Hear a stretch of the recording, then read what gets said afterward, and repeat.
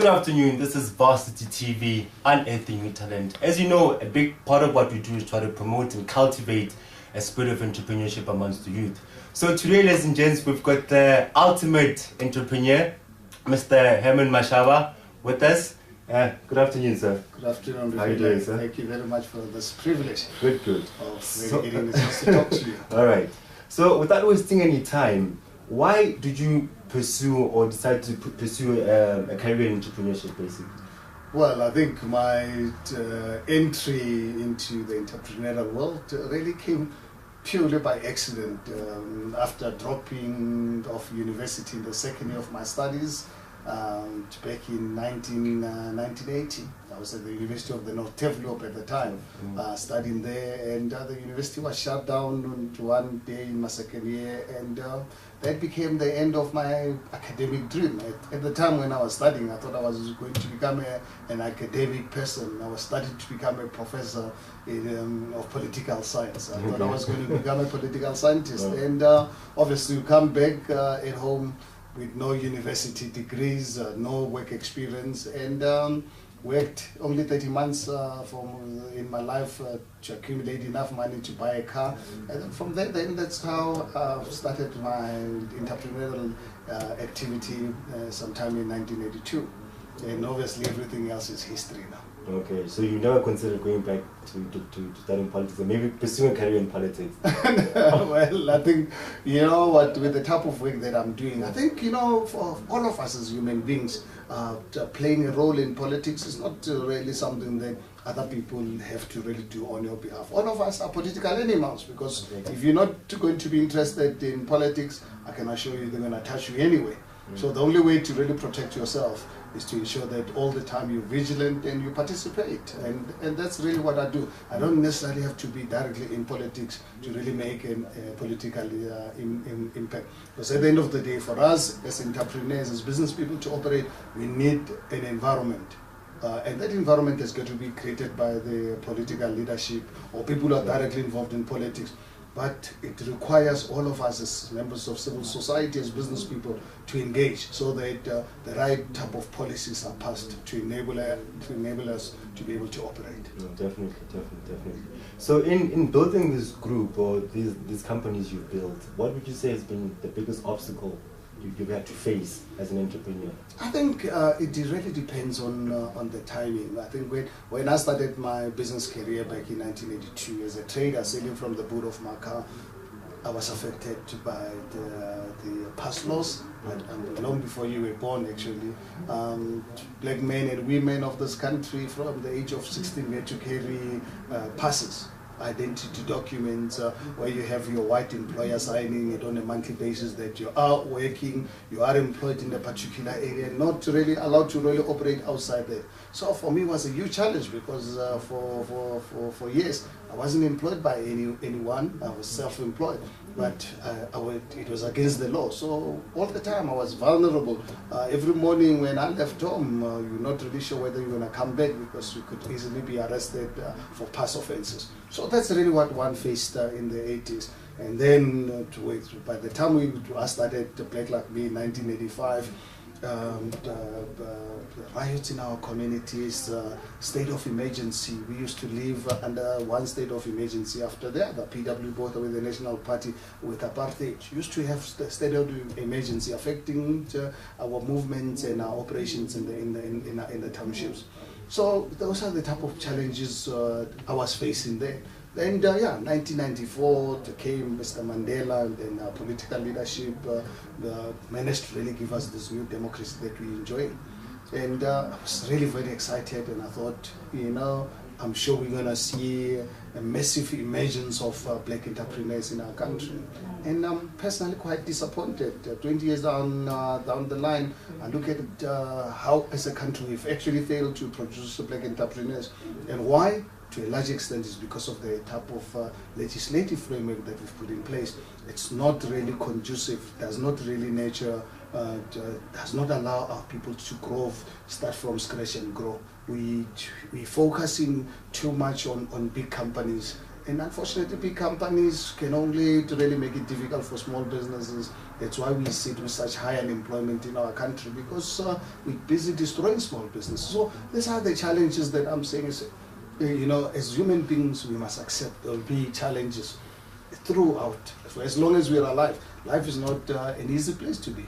But at the end of the day, it's up to us, all of us, what we do with those challenges. Because challenges, most of the time, they present opportunities. Definitely, definitely.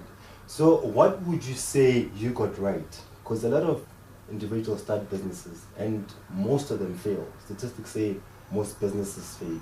What's the secret? What's the formula? What's the element that actually influenced the success of your company? I don't know, maybe I was lucky. I happened to be in the right place at the right time. And yeah, and I think I look back at my business career spanning almost 35 years, reasonably successful. But what do we mean by success? I think I don't want people to misinterpret what I mean by success, because for me, am I a successful person?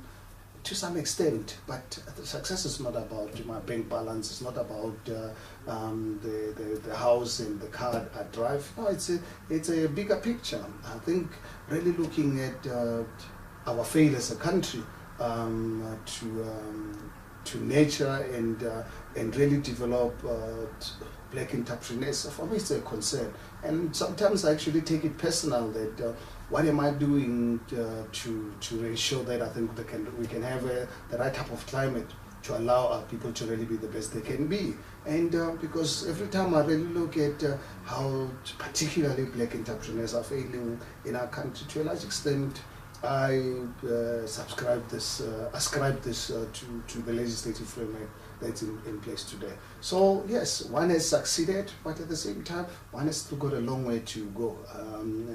So I think let's talk about my success beyond my own personal life. Then you can really look back at this dead body and says, was this man actually successful? Because for as long as I'm alive,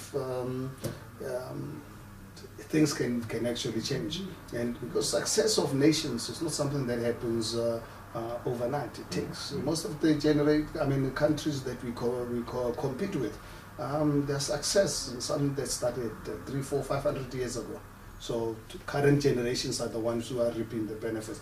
We were just really unfortunate that our forefathers did not really lay the groundwork for us. And I take it that it is the current generation of black businessmen and women. We're the ones responsible for start actually that foundation so that future generations can benefit out of our hard work. Okay. So you talked about policy hindrance to some extent, you know, that prevents entrepreneurs to succeed. What kind of policy reforms would you make if you could influence policy? Well, I think obviously it's not something that I can handle in one sitting. If I have to really handle all the policies. I think there's one aspect that I'm sure you're aware. Last year, through the Free Market Foundation, I launched a constitutional court challenge against Section 32 of the Labour Relations Act, which prevents small business from operating. We have a cartel of big business and big trade unions getting together to agree on terms of on conditions of employment for their particular sector and impose this on small businesses. So what it does, it allows big businesses to destroy small businesses in our country, firstly. And then secondly, you have the trade unions representing the employed people, not concerned about 8 million South Africans unemployed. So, so we've got this constitutional court case saying to government and the Minister of Labour in particular that your responsibilities on Minister of Labour is not just really the few employed privileged South Africans. Your responsibility as the department is for the entire potential workforce, including the 8 million plus of unemployed people. So when you, as Parliament, design legislation, make sure that this legislation is fair to the entire society. And right now we have a government and the Minister of Labour not concerned about the unemployed people, only concerned about the few employed people. And our constitution does not allow something like this. That is why for us as a Free Market Foundation, under my leadership, we're taking this to the Constitutional Court. And we're really waiting for the day when I can really be in an open court of law with the Minister of Labour in this country, telling the 8 million South Africans as to why she's not interested in their welfare in their future. So just to maybe wrap it up, because I know your time is limited, for somebody who wants to pursue a career in entrepreneurship, a young person, or maybe has started, but it's so difficult that they're on the verge of quitting, what advice would you give to those entrepreneurs? You know what? Once you enter into a business or entrepreneurial field, it's not a field for citizens. It's not a field where people give up. Because I think failure is part and parcel of entrepreneurship. If you want to go into entrepreneurship with this misconception that you're going to succeed overnight, then you're in the wrong space.